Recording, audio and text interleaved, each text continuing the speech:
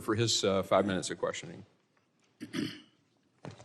Thank you very much. Again, welcome, Mr. Secretary. Mr. Secretary, Republicans have wasted little time playing political games with our southern border while rejecting any serious solution and voting against border security funding. If you're for it, you should support resources.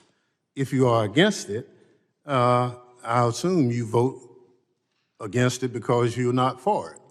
So I don't know why it happens, but Democrats historically have supported robust funding for DHS.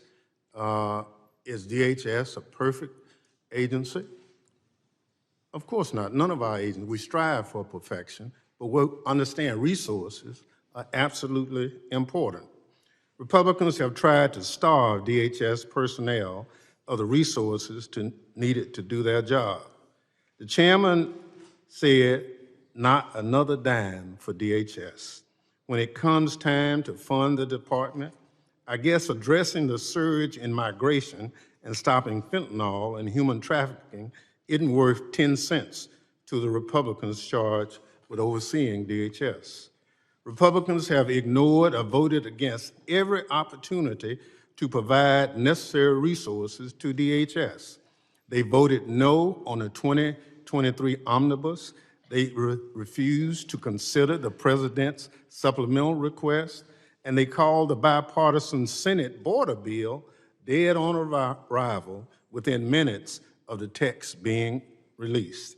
Disturbingly, just a few weeks ago, 2/3 of the Republicans on this committee voted against funding DHS and border security. Republicans have taken their marching orders from Donald Trump, and he wants chaos at the border to help his chances in this election. They want a show, not solutions. Democrats are united in finding solutions and providing the agents and officers of DHS with the resources needed to do so safely and effectively. Mr. Secretary, can you describe how the additional resources in the President's emergency supplemental or the bipartisan Senate border bill would help the department address the issues at the southern border? Ranking Member Thompson, the President's supplemental would provide us with vital resources needed to hire additional personnel across the spectrum of our workforce that enforce the southern border and do so much more.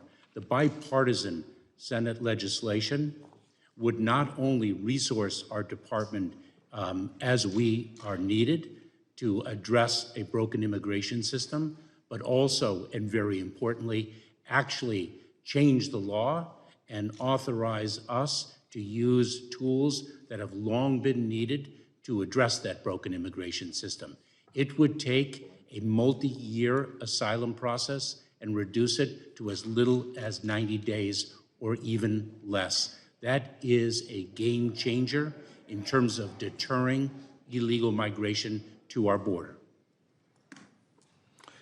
Thank you.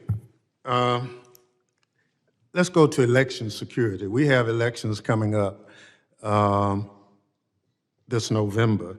And as you know, DHS is responsible for securing critical infrastructure, including our elections.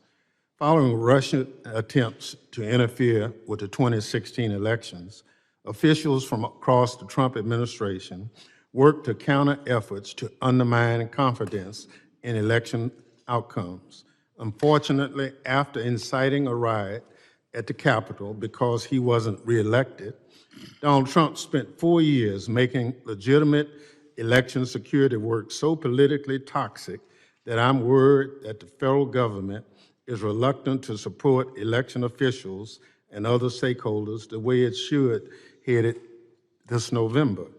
Last week's baseless claim about voter fraud by the former president and speaker will only make the work of the election officials harder. Mr. Secretary, Secretaries of State, local election officials, and other stakeholders relied on DHS's support to administer secure elections in 2020.